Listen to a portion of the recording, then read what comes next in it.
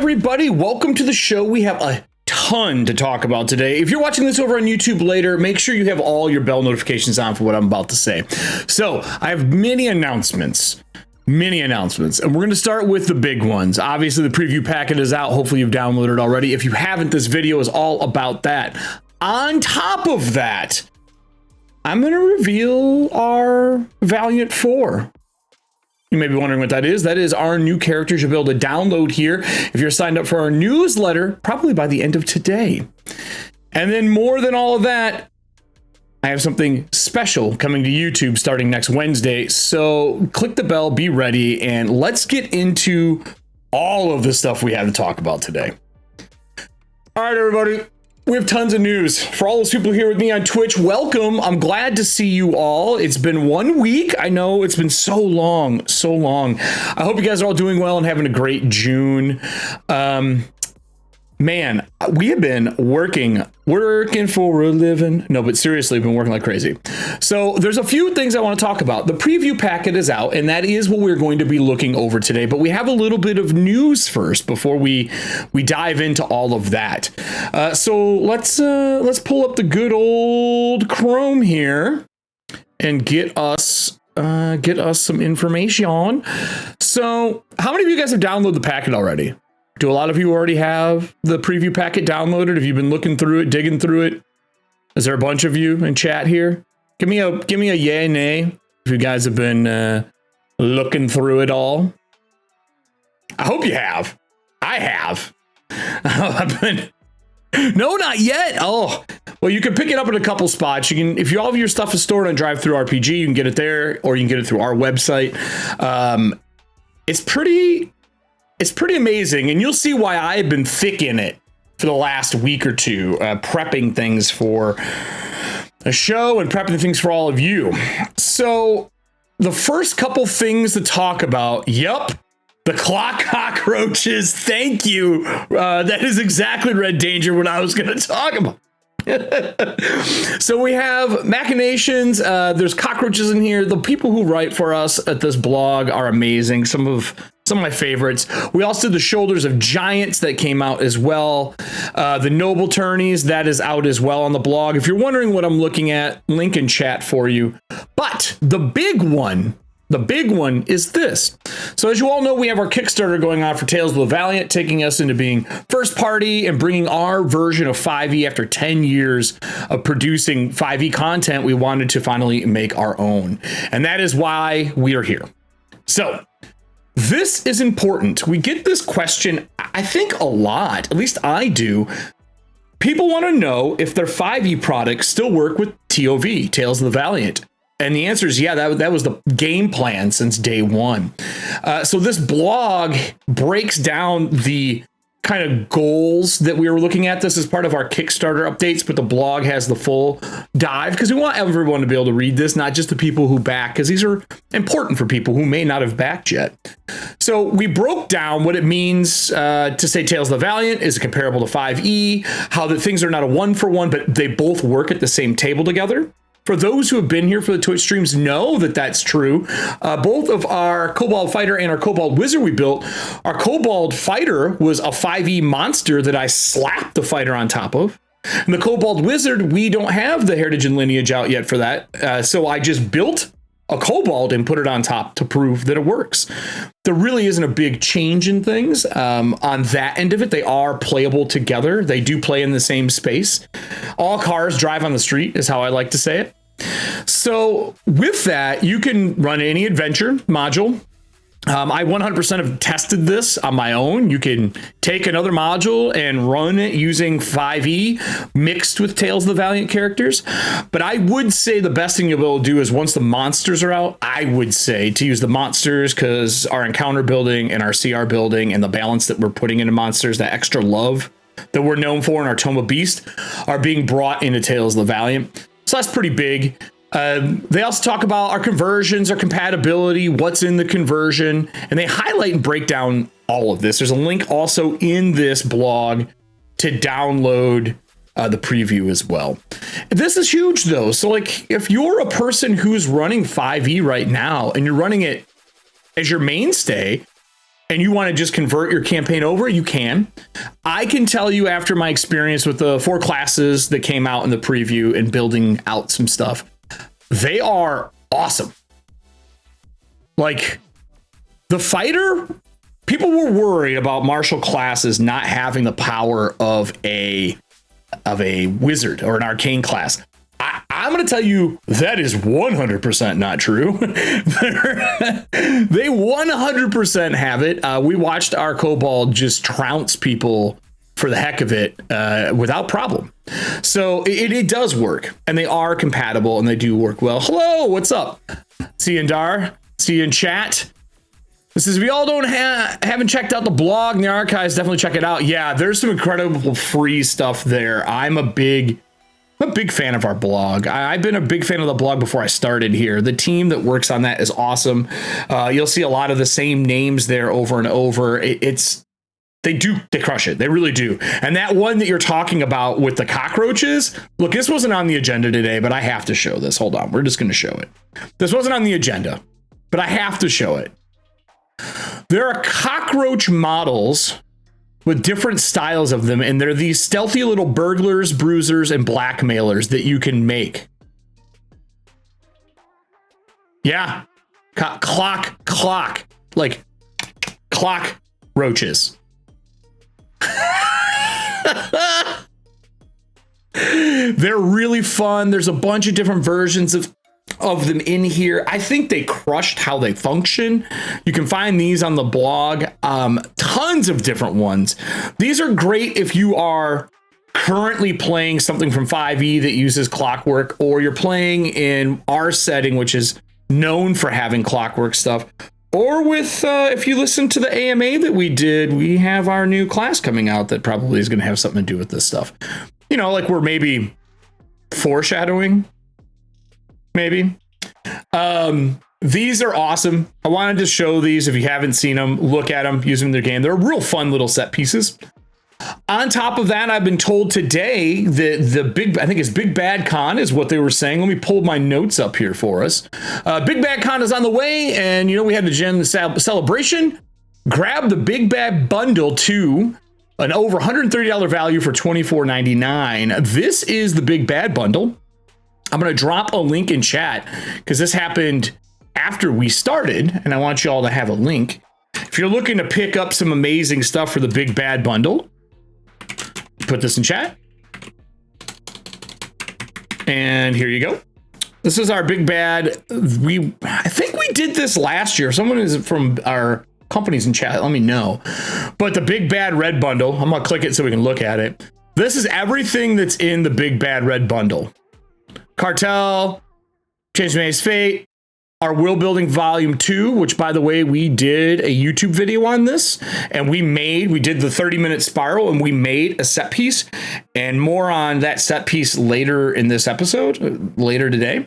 You get Fiasco, fantastic game, Big Bad in general. We also have classics in here. I mean, this is awesome. So we're part of this. It's a big bundle that you can pick up for real cheap if you're looking to pick up some games. Some of these, if you don't own, these are musts. Like if you don't own Fiasco, I'm just saying, if you don't own Fiasco. And then the Wolf Bundle 2, that was 2. 1 is a bunch of other companies putting stuff out that's awesome as well. So we're in Bundle 2 if you want to support us, but Big Bad Con in general is just an awesome convention. And those are pretty steep discounts. So we should probably talk Kickstarter before we dive into the preview. Everybody, we hit 880. Everyone at Kobold Press is like, what are we have to keep prepping stretch goals.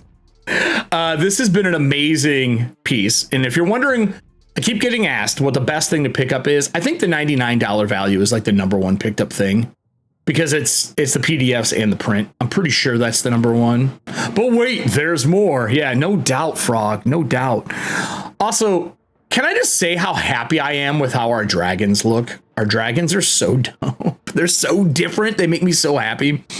But let me scroll down here. We're going to go all the way down, all the way down, all the way down, all the way down. Again, me on the cover of the book, all the way down. It's not, but it's funny. We hit 800K. So the 7 and the 8, the 7 is The Fortress of Dib, we're going to be doing a return adventure to that, which is first and second level. And then third backer playtest, 2 new classes, Warlock and Bard in August are going to be coming out. Remember, we're going to be at Gen Con, so, you know, probably see something like that there. Maybe. Just a little bit. Just a little bit. Maybe. So the Kickstarter, just so you all have access to it in case you have not seen it yet, let me slap that up for you in chat as well. Link heavy today. I apologize. We were link heavy. And then the last thing I wanted to say is our webpage. Anytime you want to know what's going on about Tales of the Valiant and you're trying to find out what we have available, what is out, who or what is being presented, you know, is like the number one thing going on. This is the best place to check, especially once the Kickstarter winds down and we're doing late pledges from Kickstarter. We're going to continue updating this website with data for all of you. But you can back the Kickstarter here as well. It'll click you over. But the big thing I wanted to show you, playtesting process. So in the playtesting, we have the process listed, the schedule of release, the playtest packets, the feedback, and the design diaries all linked here so you have easy access to them. And then, of course, we have the playtest packet download 1, 2, and 3, along with the preview, which is what we're going to look at today. And then we have our design diaries on here as well. I don't think the new design diaries on here. I think they usually go up the next week. They're on the website, but they'll go up here. I think I did the PDF bundle, but I might, there's always add-ons. You can always add on afterwards, but yeah, I mean, get in while you can. The price that we're doing them at is highway robbery. I don't know how we're doing it so cheap. Like the price for the books and stuff are really cheap for the collectors and for the regular book prints. Like they're the most fair priced books I've seen in the market right now, if y'all know what I mean, without getting too spicy about it, we all know what I'm talking about. So with that said, that's my news. I don't really have any other news that I can say yet. I do have a bunch of preview to look at with you. I have some special stuff to look at for you, and I have some leaks for you today as well. I've been given the A-OK to leak a few things, we'll say, if that's okay with everybody. Any news on the TOB remastered release? That should be really soon, if I'm not mistaken. You're talking about shipping, Frog? The delay we had is we moved from one warehouse to another, but as far as I know, that's coming up. I will even ping chat right now, or ping business right now. You want to know physical ship? Done. Physical. Maybe I can get an answer for us by the end of the show, and then I will let y'all know. Yeah, I know, we're all excited for it. It's really pretty. We showed that on the show too, actually. So with that said, let's talk preview packet. The preview packet is pretty big. It's a hefty one. 63 pages, 4 classes to 5th level, multiple different options for you to pick. Backgrounds are in there as well, along with a little bigger taste of your ancestry and lineage and how you build that stuff out. I can say with the amount of time I've spent just in the preview packet this last week, there's a lot more in here than I even knew. Which you would think, since I'm the one doing a lot of like the building for something you're about to see, I would have known. Now I know. Preview packet's large. So we're going to dive in. We're going to glance over the things we've already seen. The stuff that was in packet 1, 2, and 3, we're going to kind of glaze over and remind people it's in there. But we're going to dive into the 2 new classes. And I had a really fun time building stuff for these 2 classes. So let's go over to the info here. We talk Kickstarter. Let's talk our preview and a leak that I have for you all. So let's get this out of the way. Let's pull this up. So, Tales of the Valiant preview, 63 pages. There is a ton in here. This is a preview. Things can change, but this gives you a really good idea of what is going on in the preview, along with the things we have on the roadmap. Remember, this is the preview packet. If you're backing and all that kind of stuff, You're also going to be getting our alpha that is going to be coming out fairly shortly towards the end or just after the Kickstarter. And the alpha is big. It's a much bigger playtest that includes a lot more things for all of you, including things like, you know, the equipment and the spells. Like, what are our versions of those kind of things? You're going to see those in the preview packet coming out. Got a response from the back end. They said that late June is our current aim date for shipping for TOB for you. There you go. Thank you, Dot, if you're listening. So let's look into all the stuff that we have here. This is a big book. Like, here, let me scroll back up for everyone's here. You can download it anywhere. Pre-orders are on track to ship on June 19th is what she just told me. So you guys all heard that. Here, I'll even clip this for everybody. Hang on, let me get rid of this. We're gonna go special. You guys are here for a little pre-production. For everybody. All right, so if you ordered the Tome of Beast remastered and you pre-ordered it, looking at June 19th, we start shipping everything. Hopefully by the end of June, we'll be shipping regularly. Get yourself a remastered Tome of Beast. This is the first volume. We've looked over on other Kobold chats, which you can find over in the YouTubes. Look at that. It's like a magic. Set up to record live. So preview is going to be a big one. We're going to scroll through table of contents here. Obviously, we have character creation step by step. There's something in there I do want to highlight. We have character classes as well. We have lineage, heritage, backgrounds, talents, luck. We all seen the luck rule in action. It works great. And then we have spell casting. What is a spell? Elements of a spell, spell list, spell descriptions for a couple of the spells. And then we took some of the monsters from packet 3, cleaned them up and made them a little smaller, more bite-sized for people to use. And we put those in here for 53 on. I would assume, yes, Frog, that would be for that. I would assume so. So, introduction. We have the core things here for people about dice, how to game master, what you need to play. Just a taste of kind of the things you expect when you're doing any tabletop RPG, right? We break down what's in a preview, what's core fantasy in a nutshell to Kobold Press, what are our elements of core fantasy, which fantasy words have magic, heroic adventures, unique locations, which is my favorite piece as a GM, power structures and systems, and conflict. Those are the things that are in that as a whole. Character creation. This is the part that I dove into kind of heavy. I was in the process of building 4 very important things. And during that, I came into a couple questions in like why we changed the order of operations. There are some things that are very different to me in building this that once was explained, made more sense than I knew. You know, designers, what are they good for? Absolutely everything. We have something that came kind of cool out of this, and it's how we do our character creation.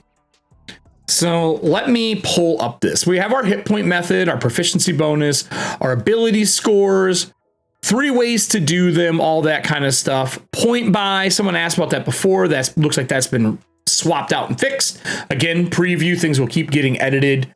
But let me scroll in here to this checklist. Can you guys all see this on screen pretty well? It seems small to me. It seems very small. I do not appreciate the smallness. I'm going to blow this up. That should be easier for y'all to read, right? Yeah, let me move this over. So we made a checklist for people to look at and be able to like figure out what they should be doing when they make their characters. And I know every book under the sun has done this, but I screenshot this checklist because I just made a bunch of characters for stuff. And I had to make sure that I wanted to follow our way of doing it to make sure that it was something that made sense to me designing stuff, you know, because we're in the early, like we want to catch things out of the gate. But I didn't realize until I was way into this. Let me move this over. We do class before our ancestor, our lineage and heritage stuff. I'm so used to doing class first or not class after I pick what would have been in 5e, my race. I'm not, that's different. Like, how do you all do it? Do you build race in 5e? Do you do race, class, background? How do you build it? What's your checklist order? Like mine's always been name, is my first thing a lot of times. Background, for me, thinking about who I am as a character. And I usually do ability scores if they're not assigned to me, rough them out. And then I know what class I want, but I usually do my race first. Most evocative for you, Chris? Okay. Totally fair. Always choose my class first and build from that. Okay, so there are some people out here that are that way. I don't do that. I've always picked the race because I want to know, like, what's my personality, what I'm doing. But it makes sense to build your class first because your ability scores assign all your bonuses. I've never done it that way. I've always picked the race, or in this case, you know, your lineage and stuff first. So checklist. Class, ancestry, background, that's how you do it. Yeah, that's how it is. That's how we do it in here. Ability scores, class, your heritage and lineage, background. Meh, numbers, sort of cool things. I agree. So we got a checklist for you here, which is cool.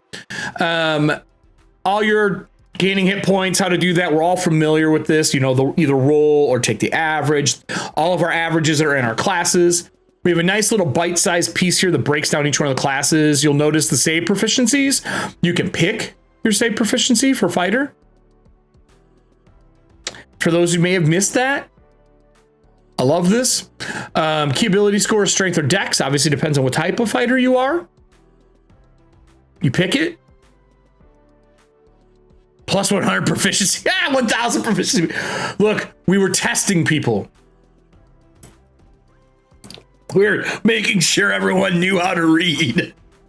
But we get into our first class and subclass, and Celeste in her blog talks about how we try to make things match up well between 5e and TOV in that conversion. So I'm not going to talk too much about conversion today. What I am going to talk about is how dope the cleric is. So the cleric is an amazing class. I've always been a fan of the spellcasting style and how they work. We have their breakdown, their D8 for their hit points still. Simple weapons. They don't start with tools because you pick up the things. Yeah. You like this art? I got something special for you later, Frog. Notice all the moon stuff on her? She's got a little moon piece on her hair. Little moon scythe crest. She's got a moon belt. She's got moon boots. You notice that stuff? I got something for you later. So we have starting equipment, the normal things that you pick out for your equipment, just like you normally do. That's not odd. We've added a quick build in here to help people out, just to make it a little easier, and like what you should pick, what you should put high to help people build things. Not yet, Frog. Not yet. Don't get too spicy on me. But we've changed a couple core pieces. We get ritual casting. Manifestation of faith is the big change. And I'm really excited to see how this works moving forward, because the concept is all clerics, regardless of a deity, demonstrate their faith in one of two primary ways: might or miracles in this. That's not saying there won't be more later, everybody, before that question comes out, but might and miracles are the two versions. Might, you gain proficiency with the heavy armor and martial weapons. Yep, just whooping on people. Additionally, you gain the ability to infuse your weapon strikes with divine energy. Once on each of your turns, when you hit a creature with a weapon attack, you can use attacks to deal additional radiant or necrotic damage of your choice. It's almost like a paladin smite, right? Or you can do miracles. You can learn one additional cantrip of choice from any circle of magic. Cantrip counts as divine cantrip for you, so you could go take Eldritch Blast. Eldritch Blast is going to have to become a class power in the Warlock, I think. People are going to keep taking that as their cantrip of choice. But you can take anything. You could go take Mage Hand if you want to be more on the spooky side. You could take Acid Splash if you're trying to show your acid casting and like worshiping some plague god. You could take, I don't know, Chill Touch if you want to bring on that ghoul mentality. This allows you to pick up some stuff that you normally wouldn't get, which I enjoy a lot. It doesn't account against your cantrips. Additionally, you can add your PB, your proficiency bonus, to the damage you deal with any divine cantrip. So now when you hit with a cantrip, you get to add that thing that scales with your level and gives you more damage. Super cool. Really awesome. Really, I mean, I actually big fan of how that works. We did a behind the curtain. They've said that we're going to keep doing these and giving you glimpses into why we changed this stuff and added this stuff. It's just important to be able to do so. Super fun, you know, destroy the profane, all that kind of stuff. Really nice kind of update. So you got your divine domain at 3rd level instead of 1st, because you're already getting a choice at 1st, right? Because you're getting your manifestation of faith, which kind of swaps that piece. And then you can pick up your divine domain later. Manifestation of faith, which we talked about at 1st level. Channel divinity or turn the profane, the things that you're familiar with, right? And destroy profane has replaced destroy undead. So we kind of break down why we did it in here. So definitely read that on page 12. What else can I tell you? There's so much stuff in here. I'm moving this over a little bit for myself because I need to see something. Someone asked me something. Yep. Okay, cool. What else can I tell you? There's a bunch of stuff I want to talk about, but we got to do it later. I guess we'll just dive into like the domains, right? Like how they work. I think that makes the most sense. So you get your channel divinity in this. Obviously, we're used to how channel divinity works. We have changed a few things. Definitely read over it. In here, you have divine domain. You get it at 3rd level. You get 1 to start, right? And we've only put 2 in here. We didn't put a ton. We have our life and our war. You have an improvement, and then you have destroy profane. These are the 5 levels that we have available here.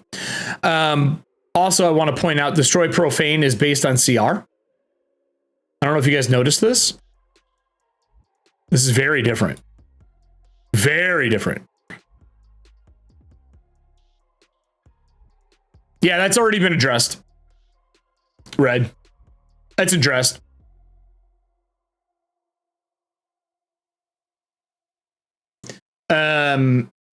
I think it might be in the FAQ, or I might be coming out, but I know in the alpha it's changed. So your life domain, your options, you get these spells. You get bless, cure wounds, lesser restoration, spiritual weapon, beacon of hope, and revivify. You get channel divinity, preserve life. This is the idea of that whole healing. Starting at 3rd level, you can use your channel divinity to heal the badly injured. As an action, you present your holy symbol and evoke healing energy and restore a number of hit points equal to 5 times your cleric level. So no rolling. It's just like a flat amount that you just, boom, here you go. So there's no rolling dice and having a bad heal roll. You can dedicate like a little bit better judgment call on when you should be healing. We have a list of deities here, samples, and what they fall under, and suggested domains for what you should use from 5e and obviously future product. Their symbols, just a sample of what you're looking at. Obviously the full one will have a lot more because there'll be more domains to pick from and things like that. But let's talk the domain of war. Look, everybody, I don't know about y'all, but I have played a lot of clerics in my time. I have played a lot of combat clerics in my time. And they always feel lackluster to a point. Like you can do some damage and have some spells, but with the new manifestation, being able to throw energy into what you're doing and the war domain, you are a combat cleric now. There are now combat clerics? When did that start? I mean, look, there's been tons of them, but it's kind of wild how much you can do here. So as the disciple of war, victory brings you close to the divine, inspiring you beyond your normal limits. When you successfully hit a creature while using the attack action, you can choose to make an additional weapon attack as part of the action. So you just do this and throw manifestation on top of it and just smite someone. You can use this feature a number of times equal to your proficiency bonus, and you regain all charges at a long rest. So right now, if you have proficiency bonus 2 twice a day, you can hit somebody and then hit them again, and then don't forget to manifest your your destiny and put some more damage in on top of that. Like, and you're using martial weapons. So back up to her. People thought, how does she have a scythe? You know now. You know how she has a scythe now. She is pretty tough. With that, let me scroll down here. Fighter, it's been out again. Love the art. She's fantastic. We've seen this. Someone pointed out one of the errors are in here. Yep. Aware. Awesome. Thank you, though. Last Stand, favorite ability. It is so good. It saved our Kobold fighter, or I should say our Swobold fighter. Saved him. I do want to talk Spellblade. Spellblade finally feels like a fun magic casting fighter type. It's really fun. It's really fun. And for those who have not really looked at it, let me point out the hype parts of this. You obviously get arcane spell casting. You get enchanted weapon. Enchanted weapon gives a +1 to attack and damage, but as a bonus action, as long as you're in the same plane of existence, you can call your weapon back to you. So you wanted to play a quick fighter or someone who throws weapons, or you leave it at home, or you have to go into a situation where you're not allowed to have your weapon on you, long as you're in the same place. Yep. Stack magic weapon. You got it. All that stuff, Red. I love this. I wasn't sure, but I really like it. And then you get the expanded talent list. You'll notice that a lot of our archetypes, they get expanded talent list. And for us, you get access to, you can use martial or magic. So you can pick a magic talent. So if you wanted to build The Witcher, would not be hard. Weapon Master, just damage dealing, making sure when you roll poorly on your dice, you can re-roll things. They get some crazy stunt options that they get to use as well. If you are the Weapon Master, they get stunts. But then we added the Rogue, and we hadn't seen the Rogue yet. This is the first time. Jack of all trades. Let's point out the big one. D8 hit points. Pretty nice, right? Tanky.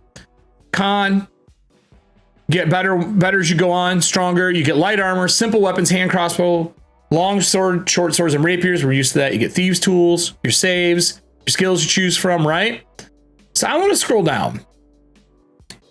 They've changed up a little bit. I can tell somebody within the Kobold walls and the Warrens were Rogue fans, because they brought some things in the archetype that are really different. Will they be able to use weapon options? I'm not sure what you're talking about, Red. I don't know what you mean, Red. So you get the common expertise. You choose skills with this. Your PB is doubled on any ability check you make that uses these, so you get double proficiency bonus. Sneak attack, we're used to this, right? We know how this works. Must have finesse property or be ranged. You don't need advantage on the attack roll if another enemy or target is within 5 foot. Now it's just within 5 foot. Just some clarity on here, which is nice. No disadvantage.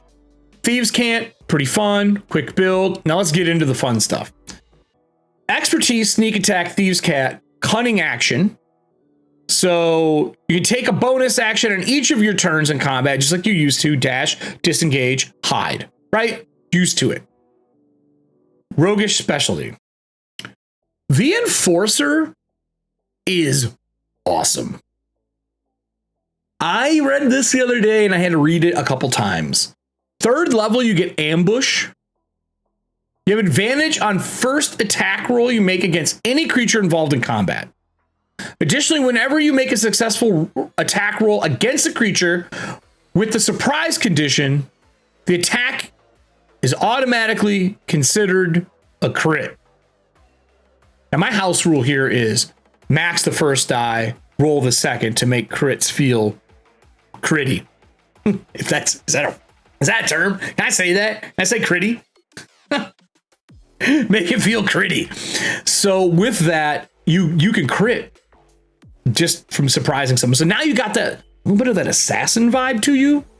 Cold-blooded, once per turn, when you reduce a creature to 0 hit points with a weapon attack, you can use the same weapon to immediately make an attack against a different creature you can see within your weapon's range. Weapons range. That means if you have a thrown weapon, ranged weapons loaded, you could kill one guy, put him at 0, and then chuck your hatchet at somebody. Like, you don't get your sneak attack, though. They are very specific about that. Even the circumstances normally apply. You can't, like, double sneak. And then you get expanded talent. You get technical talents and martial talents. Talents let you kind of really flex your character. And then the thief is your B&E. Really good at stealing stuff with fast hands. Take to use an object action in the middle of doing stuff. Like, really cool. He's got second story work. He's got a better long jump, so he can like clear buildings. And then obviously our Dwarven Wizard, which you have seen the Dwarven Wizard in our previous packets, but they're here. We did a cantrip adept for our Kobold Wizard. The Battle Mage has not been built yet. Battle Mage is super cool. As long as you keep casting from first ring or higher, you can keep a spell ward around you and keep yourself protected. That kind of like epic moment of blasting people and still having this aura around you as you rip some of the magic from what you're casting to keep yourself encased in a ward. Super cool. Tactical casting stuff. Cantrip Adept, we've seen this in action heavily.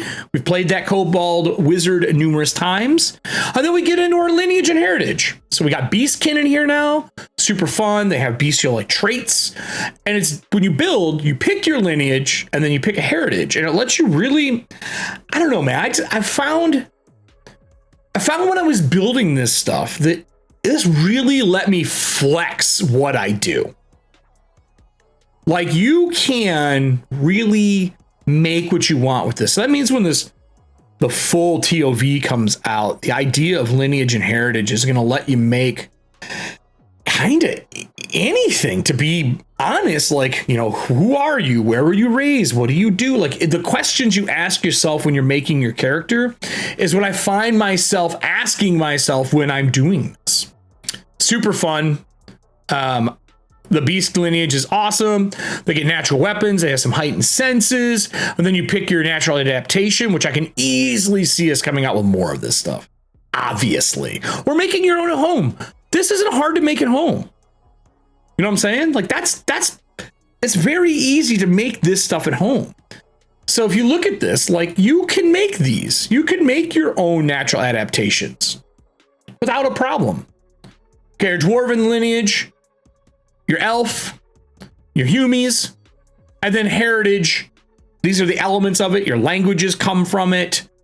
We even give you the idea of what the common heritages are and the recommended mergings. Like, these are the most common used, but you can do whatever you want. You want to be an elf that's nomadic. If you want to be a dwarf that's cosmopolitan, you can merge those things together and get what you want out of it.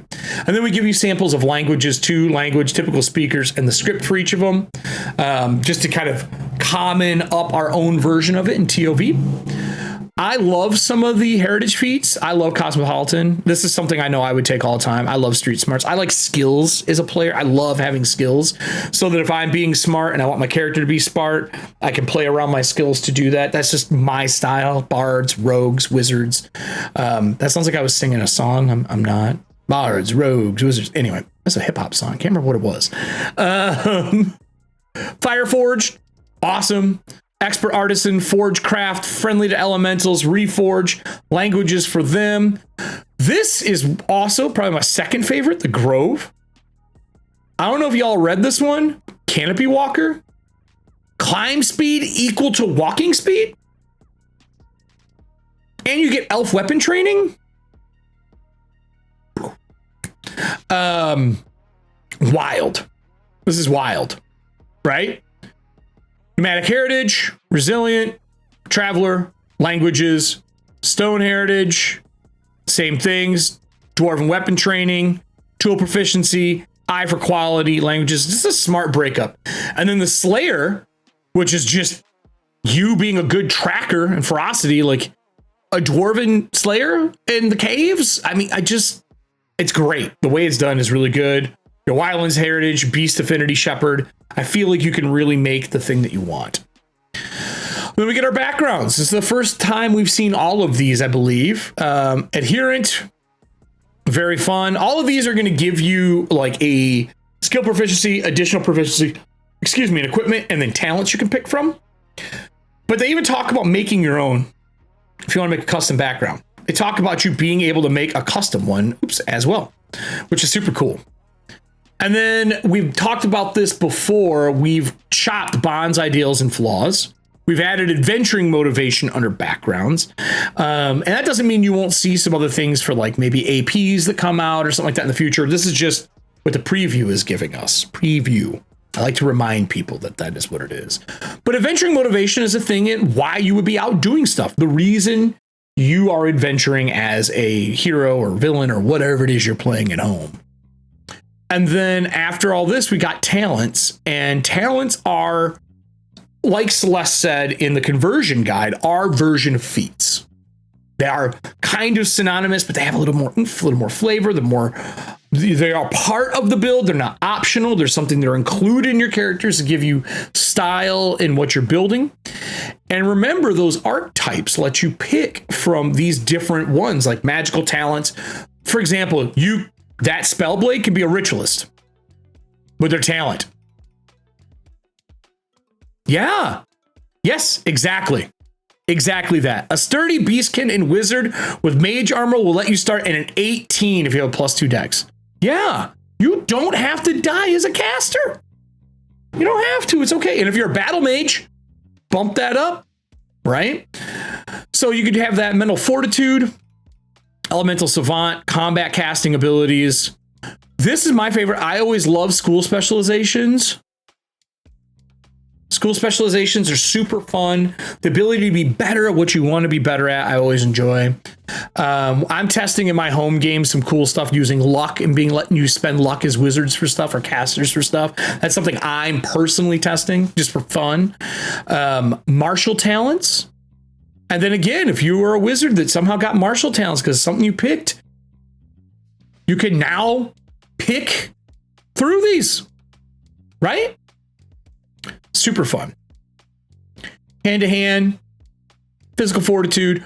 We didn't ditch the schools. The schools are still there. We just have rings and like categories that they fall under. We'll get to that at the bottom though. And then technical talents. If you want to be a wizard who is a dungeoneer, you can do this. Or you want to be a field medic as a wizard. There are ways to pick up those technical talents as well if you get something that lets you take technical trade skills. And you got to think, the more options that come out under these classes to pick to be what you want to be, the more you're going to have to do and play with. And I don't know, man, I'm excited for the variety, the spice of life that we're going to be able to do in TOV. I think we need beastkin option for burrowing animals, climbing. There is climbing, Frog. Take Grove. We have it as it's not under Beast, but you can take it under Grove. And Grove gives you a climb speed equal to your walk speed. That's where it comes from. If you need it, you want to make it happen, easy to do. I'll show you why I say that in a little bit. Obviously, we have our rules we've already talked about before. Our luck, which is our replacement for inspiration. Celeste talks about how they are swappable. If you decide you wanted to do inspiration instead, you could just swap it out. It's no big deal. No one's gonna be angry. I prefer luck after playing with luck enough times now. I always felt that inspiration lacked options and just was another advantage-disadvantage game. The idea of being able to take 5 luck points, dump it as a +5 to make sure I'm successful. I like that option as a player much more than just re-rolling inspiration. Someone asked about spells. So spell casting, you got your rings of magic. We did that to differentiate between slots and rings and levels. So you don't think because you're 5th level, you get the 5th level of magic. No, it's rings. Jumping. I agree, Frog. I agree. Maybe we need some jumping. They break down what this all comes from. There are circles of magic. So you got your divine circle, right? And it's 9 spell rings, and then spell slots are what you use to cast. All the schools are here: abjuration, conjuration, divination, enchantment, evocation, illusion, necromancy, transmutation. Those are all there. Because it would have been too hard, I think, to cut those. And we're trying to keep it so they can play with each other, 5e and TOV. Especially as people are transitioning over from one system to another or want to mix it because they love something from another publisher. We're not telling you how to play your game. Prepared spells, cantrips, rituals are obviously back. Rules for casting and armor. Right? Notice you just had proficient in the armor you're wearing in order to cast spells. You just got to be proficient in it. That's it. Elements of casting, your breakdown, different shapes, your components. And then we broke down samples of the rings of magic for spells and what's in arcane under each ring, what's in divine under each ring. And obviously, as we bring out other spellcasters, you're probably going to see other circles of influence because you still have many spellcasters on the board. We have Warlock and Barb, which are our next ones that we're going to put out as a playtest. You're going to have your Druids. Got to figure out like if there's a caster for Rangers, how's that going to work? What do Paladins look like? So they may fall under a circle. Maybe they get their own. Who knows? I don't yet, but we're going to see more circles and we're going to see how spells get slapped under rings. This is just a sample size of what there is. And then what I noticed when I was using this, if you look through these, all the ones that are lowercase, right? These are all of our reversions of these. But if you see anything that's ever in bold, I think it's in here. Maybe not. In another version, you'll be able to tell the difference. No, I don't know, Red. I can say that I know this team loves Magic. We just did Deep Magic 1 and Deep Magic 2 just finished in January. There's a lot. There's a lot of touched up spells. There is a lot of touched up spells. That's what I can say. So a preview also has monsters in it in case you want to run. I don't have a percentage number though. Some of the things with schools of magic and the spell names. I mean, look, if you want to use a 5e spell, like I was just talking about things like Melfs and named IP, you can still use those. Nothing's stopping you. I mean, they still work the same way. We will have our own spells because, I mean, the Deep Magic book alone has a truck ton. Deep Magic 2 has even more of a truck ton. But I don't think you're going to see us use spells that are IP that aren't under OGL. It's not worth the fight. Let's make our own stuff. You know what I'm saying? Yeah, someone asked that during the AMA. They talked about it. There are some things that we're going to have as options for how you level, what you do, how equipment should cost, things like that. Yes, there's definitely going to be samples of how to handle that. And don't be surprised if later down the line, as we're producing books, you might see something. But in the core set, yeah, there's going to be cost. I mean, we're adding pricing into magic items again. We talked about that in the AMA. So there will be a way to allocate cost and how to handle it. For sure. For sure. So you got all your monsters in here. I'm seeing if I missed anything. Our husk art. Awesome. I just want to talk about the Black Dragon for a minute.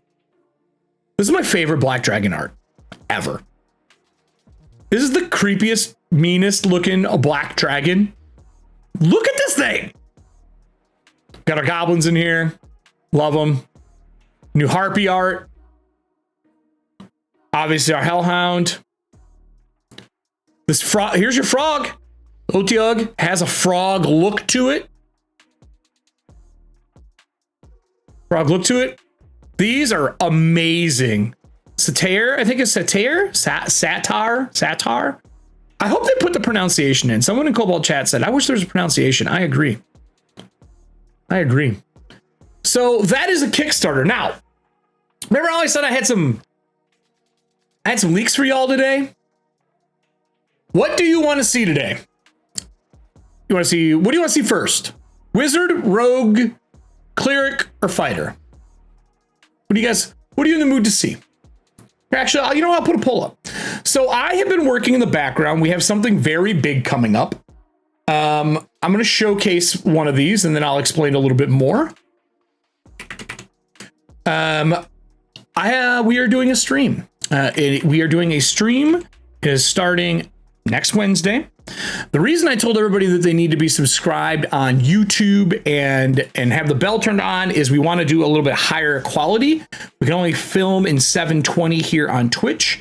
Also, with a lot of changes coming on Twitch right now, we are more comfortable on YouTube for this show. For the show, we're going to stream live there. The also nice thing, like for today, we had the problem, right, where we had tech because Stream Elements went down. If anything happens like that during a YouTube stream, as someone who's doing the production, if it crashes, if internet goes down, if my rig goes down, because things happen, I'll put a poll up. It just pauses the stream and you come back into it. It just pauses it, comes back in. So what I can tell you is that we're going to be doing a new 4-episode series using Tales of the Valiant, along with a bunch of new stuff that you have not seen yet, with an amazing cast that's going to be announced here this week. And we're going to be starting next Wednesday. So get ready to watch all the announcements roll out, the videos roll out. It's going to be called Valiant Soil. So for those of you who were here for the build that we did using Campaign Builder 2, well, you're going to be real happy on what I'm doing. Since I'm running the show and I'm GMing the show, we're going to use what we built. Because I figured we put the work in, we might as well put it to the test, right? So we're going to have a live show, 4-player cast, amazing people, and it'll be over on YouTube, and then it will get replayed here afterwards. But we want to be able to record it in at least 1080. Super excited. 4 weeks in a row. Absolute insanity. Up above, you got your vote for what you want to see first. See some clerics up in the audience. Go ahead and put your vote in. This is just for what we're looking at first. So because of that, I have been in the middle of building the Valiant 4. The Valiant 4 is our showcase for these characters. And I wanted to make sure that I built something out that was fun and had some style to them. And I wanted to do service to all the stuff that we've done. We built so many things within Tales of the Valiant that I wanted to showcase the best.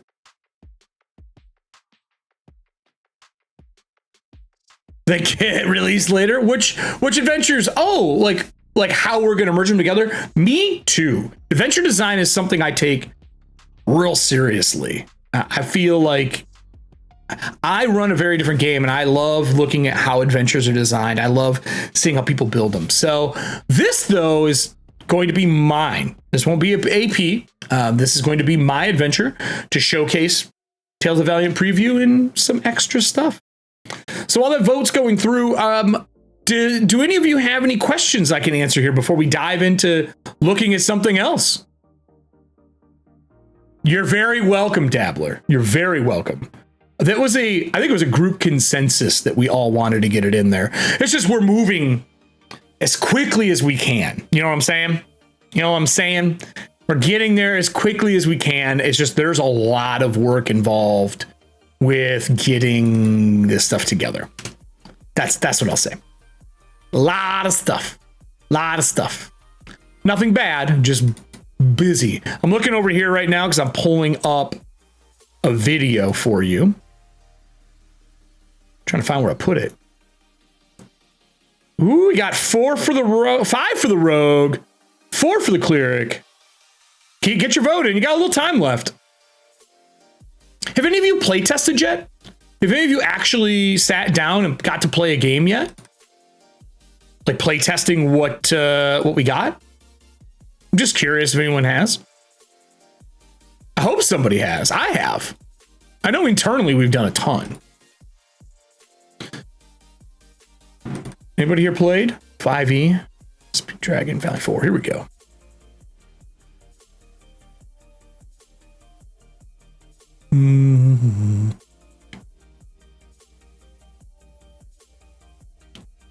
All right.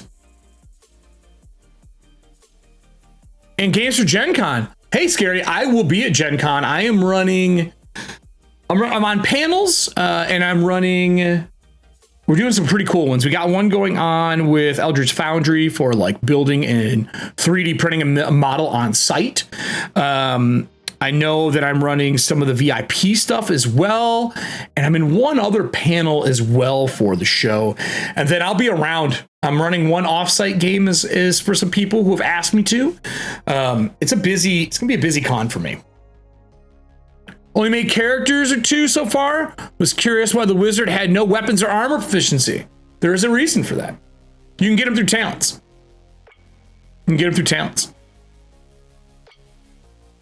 I've been able to run it for my weekly game a couple of weeks in a row now. Awesome. That's great to hear. That's super cool to hear. All right, well, looks like we are 5-5. So can someone roll me a D20 in chat? 10 and under, we will do the cleric. 11 and above, we'll do the rogue. Exclamation point 1 D20. Exclamation point 1 D20. And we'll do it. All right, cleric it is, and then we'll do rogue right afterwards. So I am going to show you what I've been working on. So we did the Valiant 4. These are based on the artwork in the first 4 classes that you saw in the preview. These are what our players will be playing in our live show starting next Wednesday. I don't know why my skills are all deleted though. Oh no. The skills are missing. Weird. Well, hold on a minute here, everybody. I don't want that. I'll pull up the other one. Let me pull up my cleric here for you. For some reason, our skills disappeared. There we go. Just reloaded them. Good old acrobat. Can always trust on it to screw you over.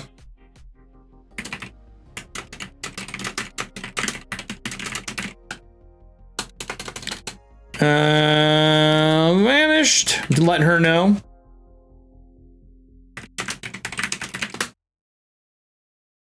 So we have Sino Fosh. She is our cleric. She worships, she's part of the war domain. She's a cleric of 3rd level.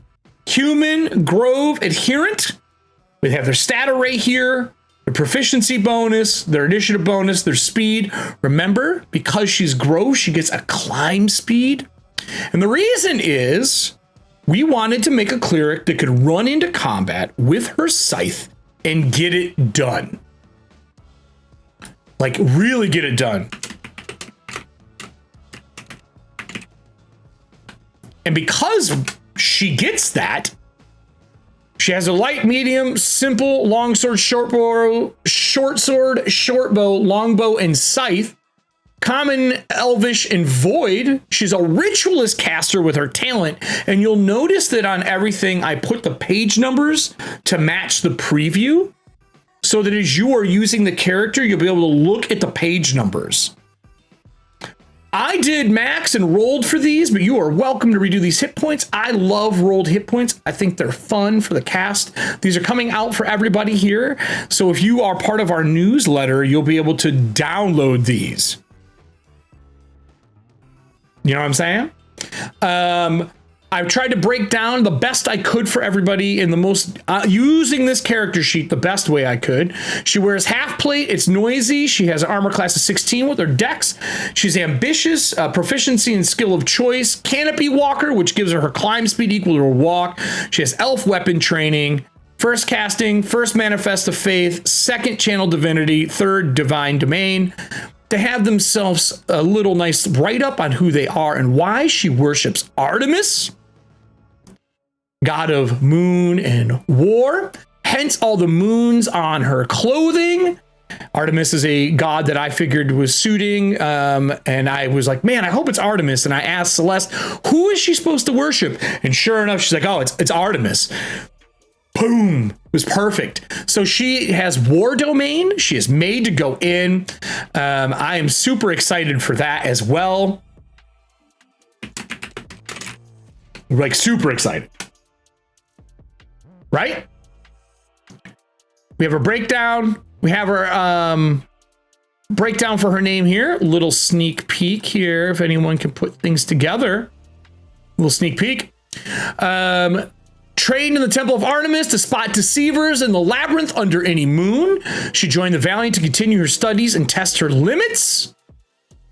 She has the War Domain. Mark of Triumph as a bonus action, so she can run through a canopy, down the walls, whatever she wants, defying gravity, essentially, and fight people with her scythe. She can then smite them and do even more damage with her Disciple of War.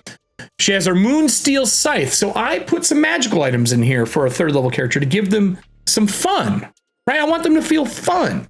So she's got her Moonsteel Scythe, Death's Mirror, Black Feather Token. They're all from Vault of Magic. A backpack along with these items in it. You could always add your own. Guidance, Resistance, Spare the Dying. And then 3rd level, when she gets to those, her domains give her Fear and Spirit Guardians. I even put in the action, the components, and the ranges if that's something I could do for them. The DO means domain. Her ritual spells, she has Arcane because she's a ritualist. So she has Unseen Servant. I thought that would be amazing when she's praying, if she summons an Unseen Servant and prays to like this moon thing that moves things around her while she's praying as part of her ritual. Just my visual when I was making her out.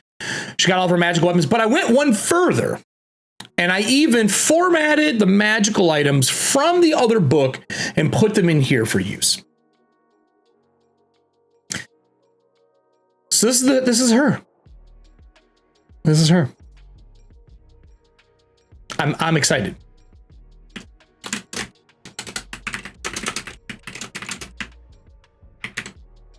What do you guys think?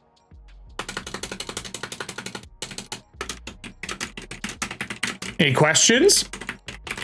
I want to give you the descriptions and the write-ups on who they are and anything yet. I want you to be able to read those on your own. I'm just giving you the glimpses on them, right? Really simple, really clean. Xenophlox was raised in the mystical sanctuary of the moon goddess Artemis. Trained within the sacred walls, Xeno embraced her destined path as a devotee, cleric of honing her skills under the temple's priest and watchful guidance. She is from the ever-living realm. So we want a rogue next, right? Boom. Elazon Hailsai.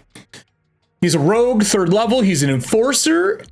Elf Cloud Soldier. He has a great backstory as well. Stats are done.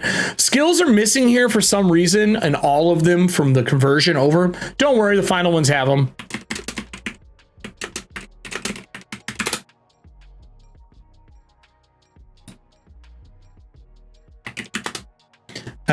So like, I don't know why I did this. 26 hit points. He has a Kasate Blade. Dagger 2, thrown. I made sure there's a throwing line. Hand crossbow, 4 exploding bolts. This should say explode. I don't know why it doesn't now. Weird. Can't even edit this.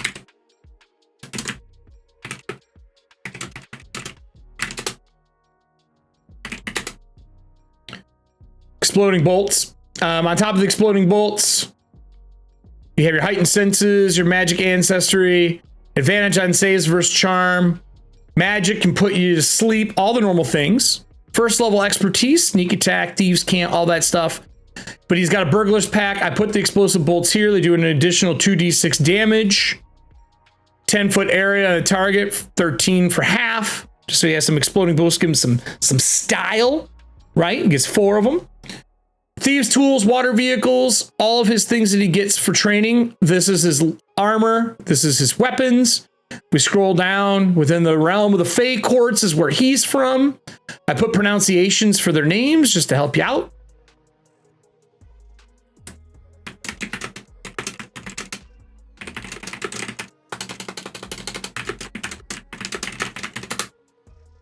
Let me see what else we got here.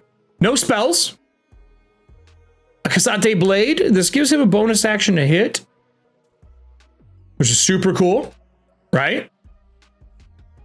Excited for that. So let's do the Dwarf Wizard. I know is the next asked. Unthar Shaleheart, 3rd level wizard, battle mage this time. Dwarf, fire forged, scholar. He's got the Ember Hearth mace made for him. Oh, that is from Vault of Magic. Kasate Blades from the Vault of Magic. Fire Hearth is a custom magic item made for this game because he is a fire Fireborn, or was that Fireforged. I wanted him to have his own item. It matches his background. He has a light hammer, all that kind of stuff. You'll notice he's proficient in this mace. We'll get into that later. Someone asked about that. I made a magical item for this person so they could be proficient. Many items out there give you proficiency. Night vision, dwarven vision, his background, his entire concept is he's got his salamander and his fireforged mace that he has made. All the descriptions are missing too.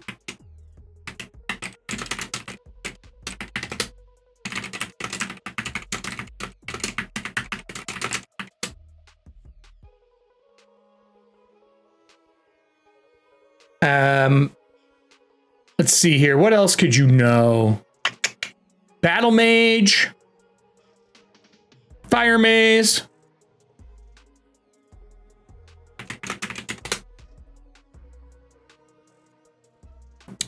Attack damage, 1d6 fire damage. Special proficiency bonus times a long rest. You can roll 2 lower on fire damage spells. So when you hit somebody with this thing, you can hit, and then your proficiency bonus per day, you can reroll fire damage. And he is a fire-based wizard.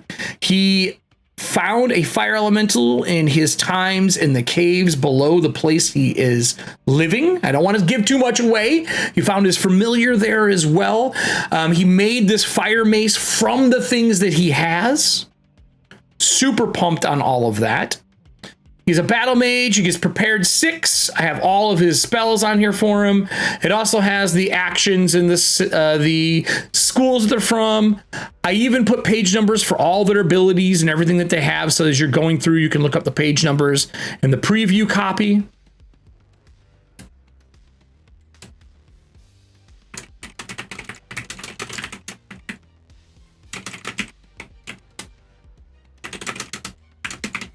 Just letting you see some of the spells.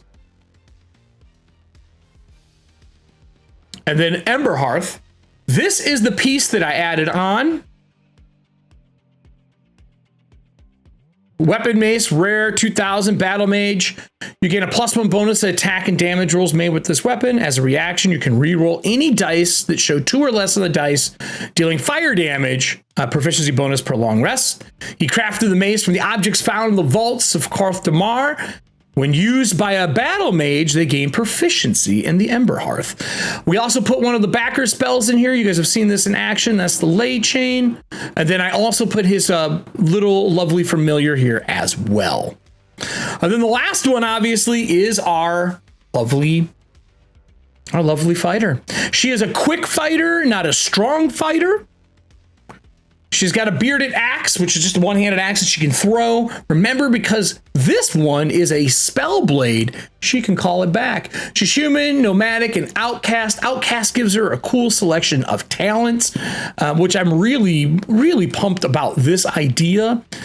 She has a wear, page 35. Initiative 9 or lower is automatically counted as a 10 for her. As long as you're conscious, you can't be affected by the surprise condition. Hidden targets don't have advantage on attack rolls made for you. She's known for being fast and quick. She grew up in the wild, became a guard in the city, and all this kind of comes together to this shield axe fighter in lighter armor. She gets an explorer pet. She gets a disguise kit because she was outcast and hiding from the goblin tribes. This gives her a little bit of everything. On top of all of that, she's got spells. And she has one of my favorite items from Vault of Magic. So right now you can see she has a cantrip of light, and she has mending to repair her stuff since she's a survivor. She has long strider to double down on the fact that she's quick and moves quickly. She has fire under the tongue, which is a spell of ours, which is super fun. She has shield, which is awesome. It gives them the ability to up their armor since they're a light fighter. And then I even put the spells on here to help out because some of them you've never seen before. Anything that's in a bold like this is a custom spell, a new spell, and I wanted that to be on here as well. And then animated chain shirt from Vault of Magic, super cool. It actually has chains that go out and grasp. It gives her a climb speed as well, so her and the cleric can fight in tandem in combat. Well, the wizard and the rogue stay back and fire crossbow bolts. shoot, spells. It's a synonymous, like harmonious group. Grasping Chains is such a great concept for chain shirt. I hope you guys like it. It's chainmail, and the other one, I just made a shirt for this one because why not?